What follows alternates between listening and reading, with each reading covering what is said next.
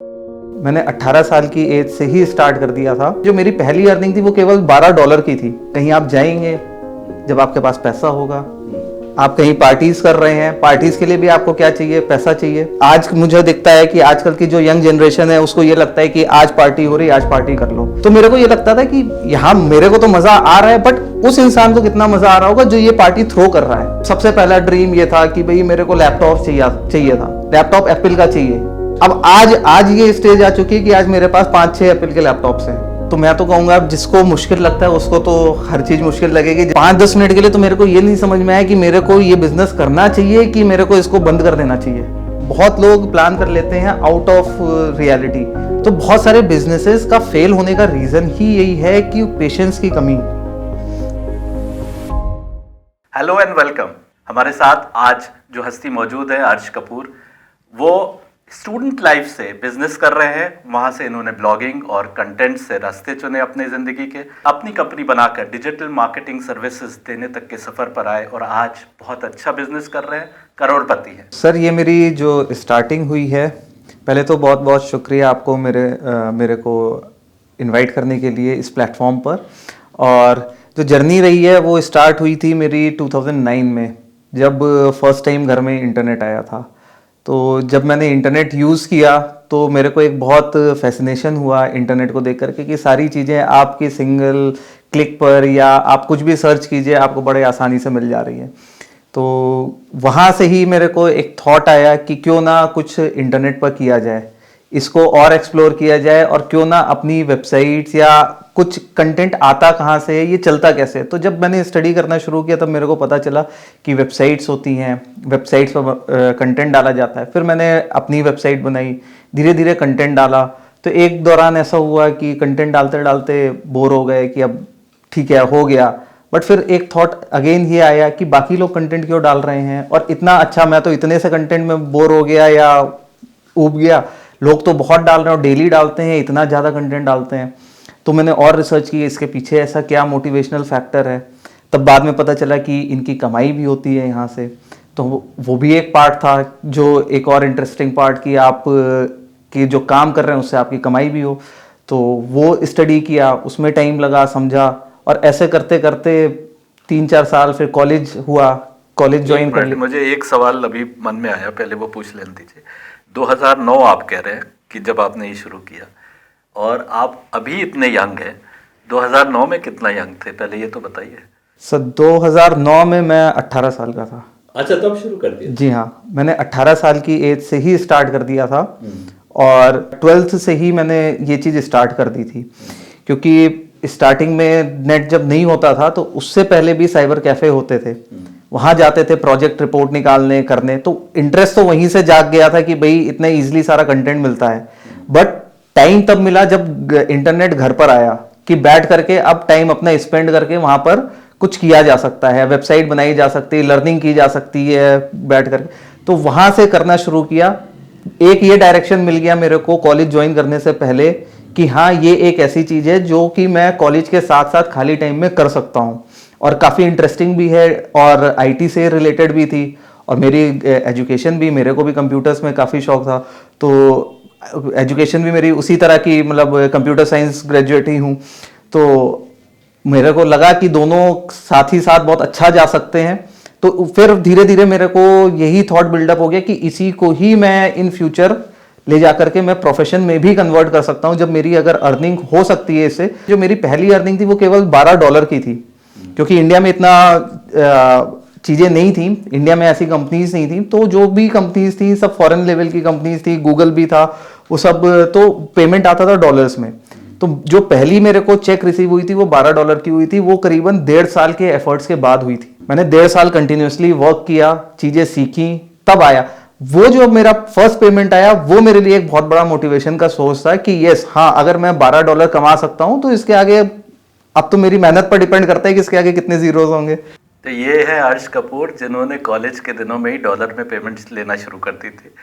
अर्श, लेकिन एक सवाल आ रहा है दिमाग में, वो ये कि graduation first year second year, ये वो टाइम है फन का, फ्रॉलिक का, दोस्तों का, चलो चल रहे हैं, वहाँ चल रहे हैं, घूमने चल रहे हैं, आउटिंग पे चल रहे हैं। किस मिट्टी के हो? मैं हर चीज के पीछे रीजन देख, मतलब सोर्स क्या है। जैसे मेरे को फन और मस्ती करनी है, फन मस्ती कैसे होगी? कहीं आप जाएंगे जब आपके पास पैसा होगा, आप कहीं पार्टीज कर रहे हैं, पार्टीज के लिए भी आपको क्या चाहिए? पैसा चाहिए। तो मैं भी बहुत फन लविंग, मतलब पार्टी करना मेरे को पसंद है, ट्रैवल करना मेरे को बहुत पसंद है, मतलब हर तरह की मस्ती मेरे को करना पसंद है। तो ऐसा नहीं कि मैं केवल और केवल बिजनेस पर ही फोकस रहता हूँ, बट हाँ एक चीज मेरे को ये भी पता है कि बिना पैसे के ये मस्ती हो भी नहीं सकती।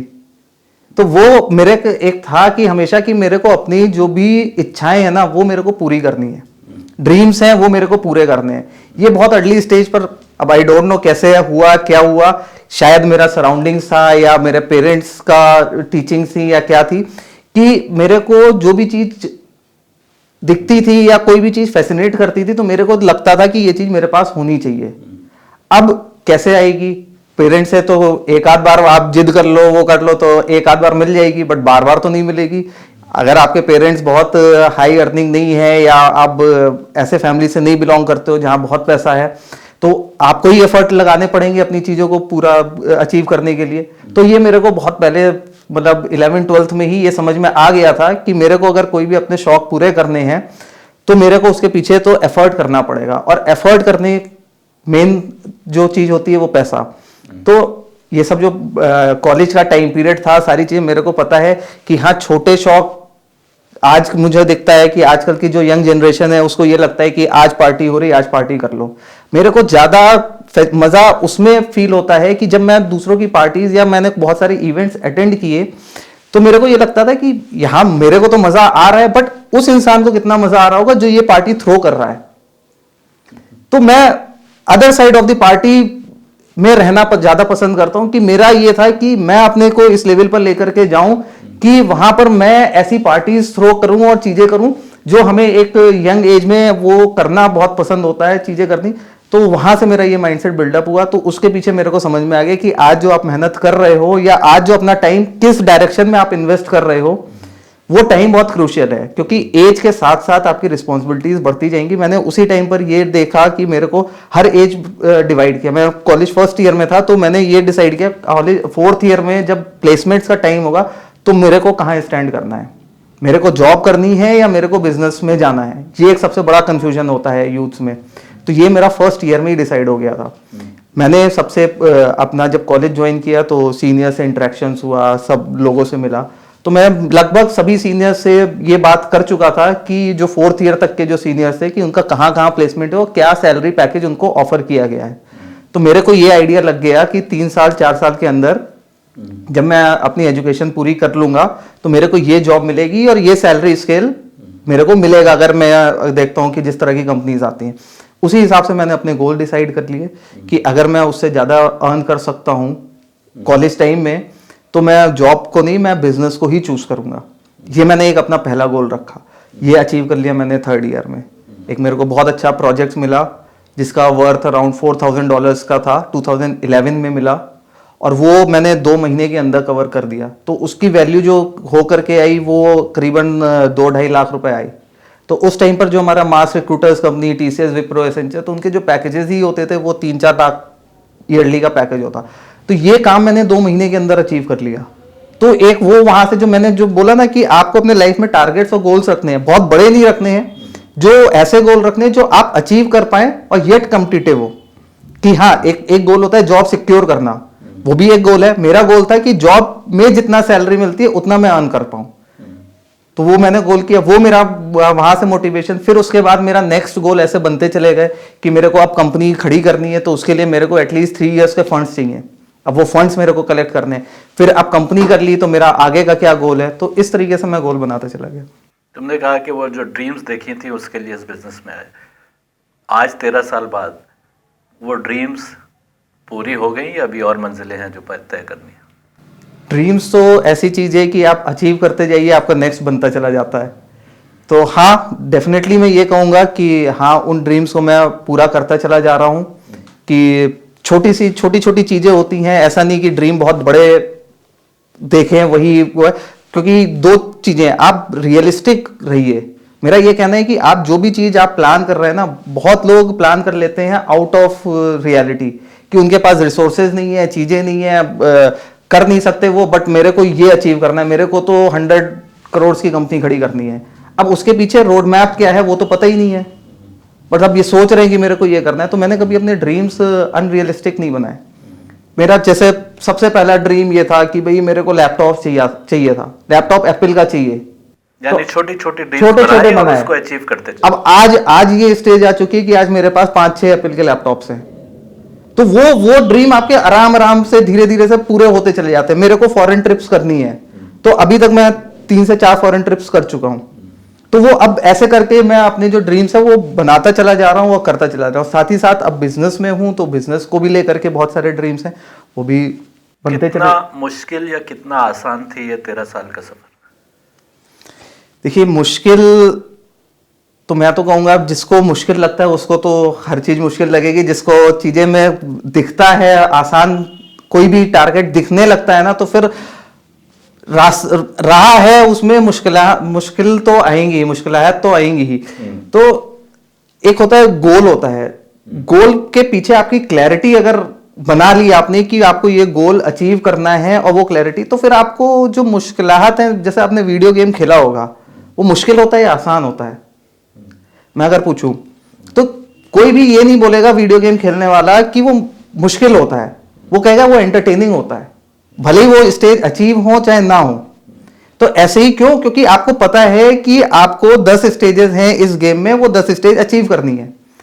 अब लोग क्या है, लाइफ में अपने स्टेजेस नहीं बना पाते कि उनको क्या स्टेज, आप अपनी लाइफ को खुद एक स्टेजेस, आपकी खुद की स्टोरी है, आपका खुद का वीडियो गेम आप बना करके चल सकते हो कि आपको ये स्टेज अचीव करनी है, ये गेम है। अब उसके पीछे बहुत सारे तरीके होते हैं। अब एक तरीके से आप उस गेम को अचीव कर सकते हो, स्टेज पार कर सकते हो, दूसरे तरीके से पार कर सकते हो, तीसरे तरीके से पार कर सकते हो। जब तक आप पार नहीं करते हो आप लगे रहते हो, वही पार्ट बहुत इंटरेस्टिंग होता है। तो मेरी लाइफ भी वैसी ही हो गई है। स्टार्टिंग में मुश्किलात आती थी, लगता था कि कैसे होगा क्या नहीं होगा, बट क्योंकि गोल दिखता था तो पता ही है मुश्किल तो आएंगी ही। बट हम ऐसे कह सकते हैं कि लाइफ के चैलेंजेस को एंटरटेनिंग बनाते हुए अर्श कपूर जो है करोड़पति बनने की राह पर निकले, कह सकते हैं। या ओवर ए टाइम पीरियड मैंने चीज़ों को कैसे ले करके चलना है, लाइफ को कैसे ले करके चलना है, उसको समझा। क्योंकि स्टार्टिंग में ये नहीं पता होता है, जैसे बहुत सारे व्यूअर्स होंगे उनको भी नहीं समझ में, उनके गोल्स ही नहीं होते हैं, मेरे भी नहीं थे। मेरा आज जो गोल है वो आज से 10 साल पहले नहीं था, बहुत छोटा गोल था मेरा, बट मैंने वो अचीव किया। तो मेरा नेक्स्ट, तो ओवर ए टाइम पीरियड आप जैसे जैसे लर्न करते चले जाओगे आपको चीजें होती दिखती चली जाएंगी। छोटे छोटे गोल से अचीव करना शुरू करिए। आपने ब्लॉगिंग से शुरू किया, ब्लॉगिंग में एग्जैक्टली क्या करते थे? देखिए, ब्लॉगिंग में मैंने बताया मेरा आईटी में बहुत ज़्यादा, आईटी से बहुत ज़्यादा मेरा फैसिनेशन था और पसंद था मेरे को। कंप्यूटर्स मेरा फेवरेट सब्जेक्ट रहा हमेशा। तो जो मैंने ब्लॉगिंग स्टार्ट की थी वो मैंने कॉलेज में जा करके कुछ इधर उधर नहीं किया, मैंने सीधे टारगेट पर कि जो कंप्यूटर टिप्स और ट्रिक्स होती थी उन पर ही ब्लॉग बनाना शुरू कर दिया, जिससे मेरे को कंप्यूटर्स पर भी नॉलेज बढ़ती थी, मेरी खुद की भी लर्निंग हो रही थी। लर्निंग के साथ साथ जो मेरा विजन था कि इससे मैं अर्न कर पाऊं वो भी हो रहा था। तो दोनों चीजें जब साथ में जुड़ जाती हैं कि लर्निंग भी हो रही है, अर्निंग भी हो रही है, तो उस काम में अपने आप मजा आने लगता है। तो इन्हीं टॉपिक्स पर मैंने टेक्नोलॉजी पर ही लेकर के ब्लॉग से स्टार्ट किए और उसी पर ही। कंप्यूटर ट्रिक्स भी दिया करते थे? जी हाँ, कंप्यूटर ट्रिक्स देता था, हैकिंग के टिप्स देता था।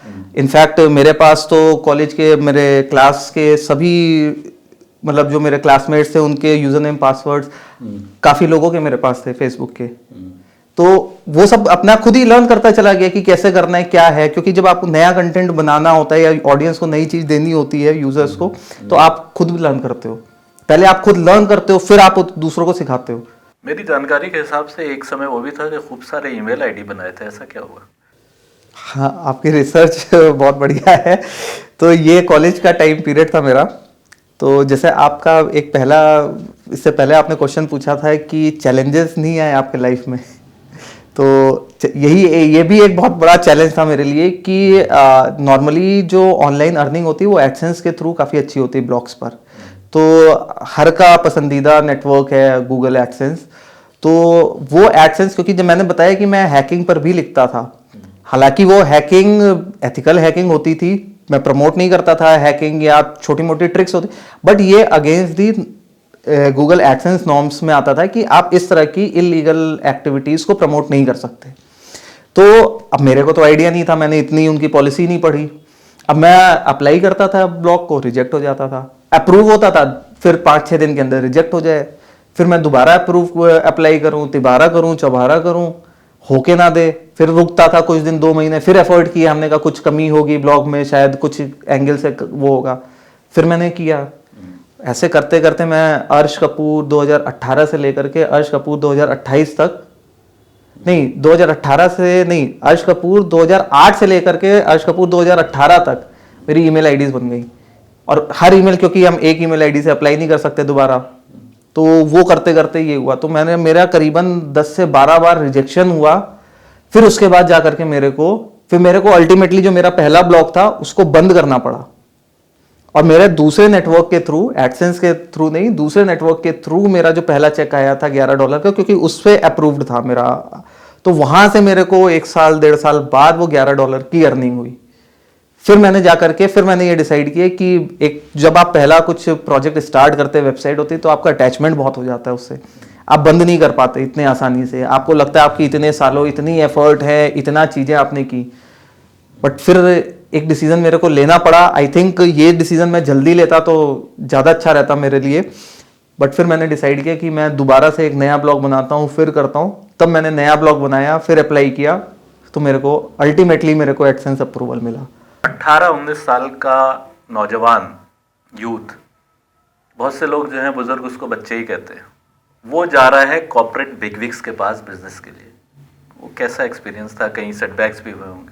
एक इंसिडेंट है जो मेरे को हमेशा याद आता है अगर इस तरह का क्वेश्चन कोई पूछता है। तो मैं दिल्ली में था, वहाँ पर मैंने ट्राई किया कि वहीं से मैं अपना स्टार्ट करता हूँ। तो स्टार्टिंग में क्या था कि प्रोजेक्ट्स आना बहुत ज़रूरी था, क्योंकि उसी से ही सारा चीज़ें आगे चलनी थी। तो कई चीज़ें ट्राई की, कई बार रिसोर्स अपने सोर्सेज से मिल जाता था, कनेक्शन से मिल जाता था। तो एक इंसिडेंट ऐसा हुआ था कि मैं ऐसे ही शॉपिंग के लिए गया हुआ था, कुछ सामान लेना था, तो उनसे मेरा इंटरेक्शन हुआ। तो उन्होंने पूछा क्या करते हो आप? मेरे पास क्रेडिट कार्ड बहुत सारे थे उस टाइम पर। तो उन्होंने देखा और मेरी एज देख करके उनको लगा कि यार इसकी तो इतना यंग लड़का, ये इतने क्रेडिट कार्ड लेकर के क्या कर रहा है। तो उन्होंने ऐसे ही आउट ऑफ क्यूरियोसिटी मेरे से पूछ लिया, अरे आप इतना क्रेडिट कार्ड्स क्यों, मतलब क्या? तो मैंने बोला कि मेरे को ज़रूरत पड़ती है, मैं डिजिटल मार्केटिंग का काम करता हूँ, वहाँ पर मेरे को पेमेंट्स करने होते हैं, क्योंकि सारा फॉरेन के वेबसाइट्स हैं, डॉलर्स में पेमेंट्स होते हैं कई जगह पर, तो मेरा इसलिए रखता हूँ। अच्छा, तो उन्होंने कहा अच्छा आप डिजिटल मार्केटिंग करते हो? तो हमने कहा हाँ, तो आप मेरे लिए कुछ करोगे? मैं भी यही चाहता था कि मेरे को कस्टमर्स मिले। तो बात हुई, उन्होंने मेरे को टाइम दिया कि आप एक काम करिएगा कि आप संडे को मेरे पास आइएगा। तो मैं संडे आया, तो मैंने कॉल करके उनके पास कहा कि मैं आता हूँ। तो उस समय कन्वेंस नहीं होता था, मेट्रो से जाया करता था। तो मैं गया, उनसे सारा टाइम मैंने फिक्स कर लिया कि हाँ मैं आ रहा हूँ, सब में ओके हो गया, सब कुछ हो गया। जब मैं मेट्रो से बस उतरा ही था, उनके शॉप के पास में ही था मेट्रो स्टेशन, तो मैं उतरा, तो मैंने कहा एक कॉल करके उनको बता देता हूँ कि मैं बस 5 मिनट में, वॉकिंग डिस्टेंस है, पहुँचने वाला हूँ। तो जैसे ही मैंने कॉल किया तो कॉल नहीं उठाया, 2-3 बार कॉल किया, कॉल नहीं उठी। तो उनके बेटे का भी नंबर उन्होंने शेयर किया था मेरे को, मैंने उनको कॉल किया, तो उन्होंने उठाई, कहा आप शायद कर लीजिए कॉल, वो उठा लेंगे, या मैं बोल देता हूँ वो कॉल उठा लेंगे। तो फिर मैंने कॉल की, तो उन्होंने कॉल उठाई, और अचानक से उधर से रिप्लाई आया कि नहीं अभी मत आइए, अभी मत आइए, मेरे कुछ कस्टमर्स आए हुए हैं, ये हैं, अभी मैं आपको नहीं कर पाऊंगा। अब मेरे लिए तो बड़ा शॉकिंग, क्योंकि स्टार्टिंग में जब आप काम को स्टार्ट कर रहे हो, ये सब जो सेटबैक्स होते हैं बड़ा बुरा लगता है उस टाइम पर, कि यार आप पूरा इतनी दूर गए खर्चा करके या समय निकाल करके अपना, और आपको मना कर दिया जा रहा है। वो 1-1.5 घंटा मैंने जो मेट्रो से ट्रेवल किया, अब मेरे को 1-1.5 घंटा वापस आना है, हुआ क्या? कुछ नहीं, मेरा समय भी बर्बाद हुआ, और मैं जो काम कर सकता था दूसरा वो भी नहीं कर पाया। फिर भी मैंने सोचा कि चलो चला जाता हूँ, आ गया हूँ तो चलो वेट कर लूंगा उनके पास, कस्टमर डील कर लेंगे, उसके बाद मैं वेट करके आ जाता हूँ। तो मैं उनके शॉप पर चला गया। शॉप पर जैसे ही गया तो उन्होंने तुरंत मेरे को देखते, अरे आपको मैंने कॉल किया, बोला था नहीं आना है, आप जाइए करके मेरे को। तो उस दिन मेरे को इतना खराब फील हुआ उस समय कि मैं वापस आया, पास में एक पार्क था, बेंच थी, मैं 5 मिनट बैठ करके वहाँ पर जो इंसिडेंट हुआ मेरे साथ, मैं बैठ करके मैंने वहाँ पर ये सोचा कि ये क्या मैं इसलिए बिजनेस कर रहा हूँ? क्योंकि इतना आप हार्डवर्क कर रहे हो किसी चीज को सेटअप करने के लिए, आप लर्न कर रहे हो, आप डिलीवर कर रहे हो। एक बहुत अच्छे नोट पर आपकी किसी से बात हुई और अचानक से कुछ भी नहीं हुआ, अचानक से पता नहीं कहां से, हो सकता है कुछ उनके दिक्कत रही हो उनको या कुछ है, बट एकदम से उन्होंने इस वे में और बिल्कुल रूडली मेरे को मना कर दिया 5-10 मिनट के लिए। तो मेरे को ये नहीं समझ में आया कि मेरे को ये बिजनेस करना चाहिए कि मेरे को इसको बंद कर देना चाहिए। सोचता रहा क्या है क्या नहीं, बड़ा खराब लगा, क्या करना चाहिए क्या नहीं करना चाहिए। फिर मेरे को यही ध्यान में आया कि मैंने ये चीज स्टार्ट क्यों की थी। अगर मैं इन्हीं सब चैलेंजेस से, इन्हीं सब चीजों से अगर मैं रुक जाऊंगा, अगर एक ही रिजेक्शन से मैं अपने आप को रोक दूंगा, तो फिर आगे कैसे बढ़ूंगा। फिर तो मैं कोई भी चीज हो, किसी में भी रिजेक्शन आए, किसी भी तरह की प्रॉब्लम आए, तो मैं प्रॉब्लम से तो फिर हमेशा उसको पीछे हट जाऊंगा। तो मैंने कहा नहीं, इस बार ऐसा हुआ है, सारे कस्टमर्स ऐसे नहीं होते, सारे इंसिडेंट ऐसे नहीं होते हैं, तो करते हैं, दोबारा से करेंगे। 2 बार नहीं 3 बार जाना पड़ेगा, ये इनसे नहीं तो कोई और मिलेगा। तो फिर अपने आप को मैंने फिर संभाला, उस टाइम पर वापस आया मैं, फिर थोड़ा सा एक गैप लिया 1 आध दिन का चीज़ों में, फिर मैं दोबारा से अपना उसी जर्नी पर निकल पड़ा। फिर और कस्टमर्स मिले, धीरे धीरे और चीज़ें मिलती चली गई।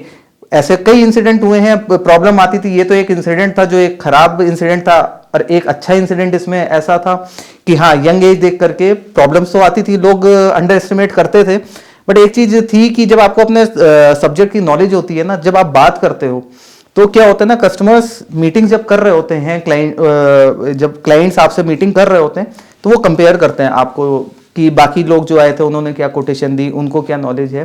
तो जब आपकी नॉलेज होती है ना, वो कहीं भी आपके एज से ऊपर होती है। तो जब आप उनको बात करते हो, उनको समझाते हो, आप उनको तरीका बताते हो कि आप क्या कर सकते हो, तो डेफिनेटली मेरे को लगता था कि मेरे को 10 में से 8 प्रोजेक्ट मेरे कन्वर्ट हो जाते थे। एक इंसिडेंट ऐसा भी हुआ था कि एक कस्टमर ने मेरे को बुलाया, उनका नया ओपनिंग हुई थी, लखनऊ के ही कस्टमर थे, उनकी ओपनिंग हुई थी, तो उन्होंने 2-3 और मार्केटिंग एजेंसीज को बुलाया। मैं भी गया तो उनके पास बैठने की जगह नहीं थी, तो 1-2 लोगों की जगह थी। तो मेरे से जस्ट पहले कोई आया उनके पास, अब मैं बाहर उनके ऑफिस के बाहर था, तो करीबन उनकी आधा पौन घंटा मीटिंग चली होगी। तो उसके बाद वो वहाँ से निकले, तो वो क्लाइंट थे, वो भी बाहर आए। उन्होंने मेरे को देखा तो देख करके बिल्कुल शॉक्ड हो गए कि अर्श, आप अभी भी यहाँ पर हो, I am really very sorry कि आप 1 घंटे से यहाँ पर आप वेट कर रहे हो, करीबन इतना बहुत देर हो गई आपको, आप आओ, I am really very sorry, ये वो है। तो क्योंकि नई जगह थी उनके पास, तो मैं भी समझ रहा था कि हाँ, कहाँ पर वो बैठाते, और उनको भी एक आइसोलेशन में दूसरे पार्टी के साथ डिस्कशन करना था। बट ये भी इंसिडेंट होते, केवल मैं वहां पर 45 मिनट मैं वेट किया। कई बार थॉट आता है कि चला जाऊं, इतना क्लाइंट वेट करा रहे हैं, चीजें हो रही हैं, दिक्कतें हो रही हैं, समय बर्बाद हो रहा है, दूसरे प्रोजेक्ट रखे हुए हैं, पेंडिंग काम है, वो करके देना है, समय से ज्यादा काम करना पड़ता है। बट वो क्योंकि 45 मिनट वेट किया, तो वो उन्होंने मेरे से कुछ पूछा ही नहीं, उन्होंने बस नॉर्मल डिस्कशंस किए मेरे को, और मेरे को वो प्रोजेक्ट हैंड ओवर कर दिया आउट ऑफ कर्टेसी। तो ये भी इंसिडेंट हुए। तो आते हैं, बैड एक्सपीरियंसेस भी हैं, अच्छे एक्सपीरियंसेस भी हैं, बट एक होता है ना willingness to continue, that matters, कि आप कितना इच्छा, कितना हौसले के साथ आगे बढ़ना चाहते हो, वो डिपेंड करता है कि वो आप कितना आगे बढ़ोगे। आज 10-12 साल बाद जब हम रेट्रोस्पेक्ट में ये सब बात कर रहे हैं, तब तो हम मुस्कुरा भी सकते हैं, हंस भी सकते हैं, पर मैं समझ सकता हूँ कि आप किन स्टेजेस से गुजरे होंगे।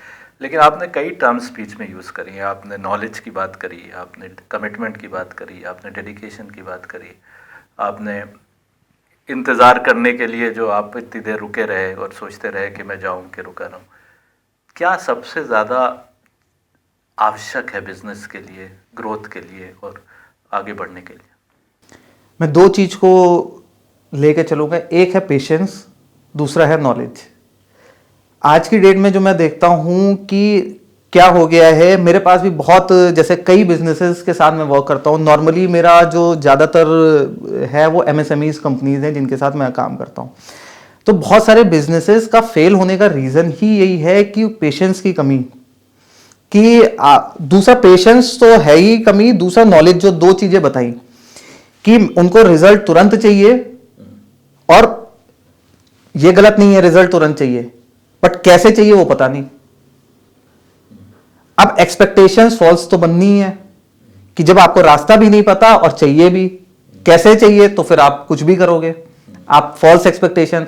उस केस में क्या होता है, ये बिजनेसमैन और जितने नए बिजनेस जो स्टार्ट कर रहे हैं वो पड़ जाते हैं गलत हाथ में कि भाई आप मैंने डिमांड किया कि मेरे को ये बिजनेस चाहिए, ये मेरा टारगेट है, ये मेरे को अचीव कराओ, इतना समय है, मैं इतना पे कर सकता हूं। अब आपके पास कोई कंपनी आई या कोई बंदा आया जिसने आपको बोल दिया हाँ आपको मैं कर सकता हूं। अब आपको तो नॉलेज भी नहीं है, आप में पेशेंस भी नहीं है, तो यही दिक्कत होती है। 90% केसेस में यही दोनों चीजें होती हैं जिसकी वजह से कोई भी बिजनेसेस या कोई भी जो हम काम कर रहे हैं या जो मैंने भी जो चीजें की, अगर ये दो चीजें ना होती, क्योंकि मैंने पहला जो टारगेट रखा था उसके लिए अपने आप को 4 साल का समय दिया, 4 साल लर्निंग की, तब जाकर के तीसरे चौथे साल में मेरी वो अर्निंग हुई जो मैंने टारगेट था। तो सबसे पहली चीज, आप कभी भी कुछ भी काम कर रहे हो, सबसे पहले उसके पीछे लर्निंग करो। एक और मिसकंसेप्शन होता है बिजनेसमैन में कि कईयों के पास पैसा होता है, बट वो क्या मिसकंसेप्शन होता है, उनके मिसकंसेप्शन ये होता है कि I can hire a better person. जैसे एक स्टीव जॉब्स की भी है ना, I will always hire a smarter person than me to do a job. ये एक कोटेशन है, ये सबको पता है, बट इसको इंप्लीमेंट कैसे करना है वो किसी को नहीं पता। अगर आप अपने से स्मार्टर पर्सन को हायर कर लोगे तो वो आपको ही बेवकूफ बना के चला जाएगा। तो ये प्रॉब्लम कई बार होती है। तो आपको स्मार्टर पर्सन के साथ डील कैसे करना है उसकी भी नॉलेज होनी चाहिए। आप सेल्स के लिए बंदा रख रहे हो तो आपको सेल्स की नॉलेज नहीं, वो तो आपको बेवकूफ बनाता रहेगा, वो तो आपको टहलाता रहेगा। आपको अकाउंट्स की नॉलेज नहीं है तो सीए आपको बेवकूफ बनाता रहेगा, आपसे पैसा चार्ज करता रहेगा। ऐसे ही आपको जो काम आप कर रहे हो उसकी नॉलेज नहीं, आप डिपेंडेंट हो दूसरे के ऊपर उस काम के लिए, तो भी प्रॉब्लम है। आपको पता ही नहीं कि हो क्या रहा है। तो वहां तो कुछ एक लेवल पर तो आपको नॉलेज तो लेनी ही पड़ेगी। और दूसरा, इतनी कम उम्र में ये सारी नॉलेज अर्श कपूर को किसने दी? इंटरनेट। जिस चीज से मैं मेरी अर्निंग है, जिस चीज पर मैं आगे बढ़ रहा हूं, आज की डेट में तो उस टाइम पर नहीं होता था, आज की डेट में तो नॉलेज का भंडार है। ऑनलाइन आप सब कुछ मिलेगा आपको, बस आपको गूगल पर सर्च करना आना चाहिए और आपको यह समझ होनी चाहिए कि क्या कंटेंट आपको कंज्यूम करना है। यह बहुत इंपॉर्टेंट है। मैं ये भी देखता हूं कि बहुत अच्छे अच्छे कंटेंट दब जाते हैं कुछ ऐसे कंटेंट के बीच में कि कैसे कमाए $1000 10 दिन के अंदर। ये टैगलाइन, ये कंटेंट, अब उसके पीछे आप करके देख लीजिए, गूगल यूट्यूब पर जाइए, आपको हजारों वीडियो मिलेंगे, आप देखिए 10 वीडियोस, आपको क्या नॉलेज मिल रही है। या तो बहुत बेसिक नॉलेज होगी उसके अंदर जो आपको लगेगा कि आपको ऑलरेडी पता है, या वो नॉलेज ऐसी होगी जो आपके काम की नहीं होगी। तो जब आप चीजों को करते जाते ना, आप प्रैक्टिकल करेंगे या चीजें करेंगे, तो जो ये नॉलेज है जो आप सीख रहे हो उसको इंप्लीमेंट करते जाइए और इंटरनेट से आप करिए। दूसरी इंपॉर्टेंट चीज है, आप प्रैक्टिकल करिए, खुद करिए उसको। दूसरों को आउटसोर्स करने से पहले उसको खुद करके देखिए कैसे होती है। जब आपको समझ में आ जाए ये कैसे होती, तब आप उस चीज को आउटसोर्स करके उसको स्केल अप कर दीजिए। तो नॉलेज तो बहुत आसानी से आज की डेट में इंटरनेट पर तो बहुत आसानी से नॉलेज मिल जाती है। थोड़ी देर को आपके ऑफिस से निकलकर आपके घर चलते हैं, दादी जी हैं, माता पिता हैं, इन लोग का क्या रोल रहा उस पीरियड में? देखिए, बहुत ऑनेस्टली बताऊंगा, इसमें कुछ भी ऐसा नहीं कि बटरिंग करना या बताना कि नहीं, बहुत अच्छा है। देखिए, जब आप स्टार्टिंग स्टेज में होते हो तो बहुत चैलेंजेस आते हैं। मेरे को भी फैमिली की तरफ से चैलेंजेस आए, ऐसा नहीं था, सपोर्ट नहीं था उनका। बट होता है क्या है ना कि आप जो विजन देख रहे हो वो विजन नहीं देख रहे, क्योंकि मैं जो बैकग्राउंड से जिस बिलोंग करता हूँ, वो मेरे पेरेंट्स दोनों बैंकर्स हैं, बैंकिंग बैकग्राउंड से हैं। तो उनको उनकी जो सराउंडिंग्स हैं या जो उन्होंने देखा है, जो अपने टाइम पीरियड में चीज़ें देखी है, उनको कभी भी बिजनेस का ना आइडिया था, ना मेरे फैमिली में कभी बिजनेस क्लोजली उन्होंने ऑब्जर्व किया है। जो उन्होंने देखा है, समझा है, उसमें स्ट्रगल्स, प्रॉब्लम्स, चैलेंजेस, ये सारी चीज़ें बहुत ज़्यादा उनको पता, उनके दिमाग में थी। तो स्टार्टिंग स्टेज में बहुत क्वेश्चंस थे, मेरे को भी रेज हुए कि आप कैसे मैनेज करोगे, कैसे करोगे, हम आपको हेल्प नहीं कर पाएंगे, कोई भी बिजनेस, कोई भी प्रॉब्लम आएगी, मैं मतलब एज अ पेरेंट हम कुछ भी नहीं कर पाएंगे, नॉट इवन इन फाइनेंस। जो भी आपको करना है आपको खुद करना है। आप इतना अच्छा एजुकेशन आपको दे दी, आप जाओ कॉलेज, ये अच्छी कंपनीज में जॉब करो, वहाँ अच्छी अर्निंग कर सकते हो, लाइफ सेट हो जाएगी, सब कुछ, इस तरह की चीज़ें आई। तो होता है कि स्टार्टिंग में जितने भी लोग नया स्टार्ट कर रहे हैं वो भी ये फील करेंगे, और बहुत सारे मैं भी देखता रहता हूँ ऑडियंस, या मैं बहुत सारे इंटरव्यूज या वीडियोस देखता हूँ, तो ये चैलेंज हर किसी के साथ रहता है। जब आप स्टार्ट कुछ नया कर रहे होते हैं ना, तो आपकी सराउंडिंग आपको सपोर्ट नहीं कर रही होती है, बट आपको होता कैसे, वर्कआउट ये चीज कैसे करती है, आपकी सराउंडिंग नहीं सपोर्ट करेगी, आपको दूसरे अननोन पीपल आपको सपोर्ट करेंगे। जब वो सपोर्ट करना ज्यादा शुरू कर देंगे, तब आप देखोगे कि आपके सराउंडिंग के लोग आपको सपोर्ट कर रहे हैं। जब आपका नाम कहीं और बिल्डअप होना शुरू हो जाता है ना, जब आप एक्नॉलेज किए जाते हो किसी प्लेटफॉर्म पर, तब आप देखोगे कि आपके जो साथ के सराउंडिंग के लोग हैं वो आपको सपोर्ट करेंगे। तो स्टार्टिंग के जो स्टेज, जो सपोर्ट वाली चीज होती, वो मैं ये कहूंगा था, बट उस लेवल पर नहीं था। मेंटल सपोर्ट नहीं था कि हाँ तुम करो, हम तुम्हारे साथ हैं, जो भी प्रॉब्लम आएगी कोई दिक्कत नहीं है, तुम करो, वो वाला सपोर्ट नहीं था। वैसे सारा सपोर्ट था कि हाँ कोई दिक्कत आएगी तो पेरेंट्स है वो तो करेंगे करेंगे, बट एक लेवल पर जब धीरे धीरे चीजें बिल्डअप होना शुरू हुई, तो आज ये स्टेज मैं ब्लाइंडली कह सकता हूं कि आज मैं कोई भी एक्शन लेता हूं, कुछ भी करता हूं, कोई भी प्रॉब्लम आती है, जो सबसे पहले मेरे पीछे खड़े होते हैं वो मेरे पेरेंट्स ही हैं मेरे को सपोर्ट करने के लिए। आज उनको ये कॉन्फिडेंस है कि हाँ जो मेरा लड़का कर रहा है, he is in the right direction, he can do it, और वो अपने सामने होते हुए देख रहे हैं चीजों को, तो वहां पर उस तरह का सपोर्ट जो चाहिए था वो मिल रहा है। हाँ, पेरेंट्स के अलावा जो मेरे को क्लोजली ऑब्जर्व किया वो मेरे फ्रेंड्स ने ऑब्जर्व किया है।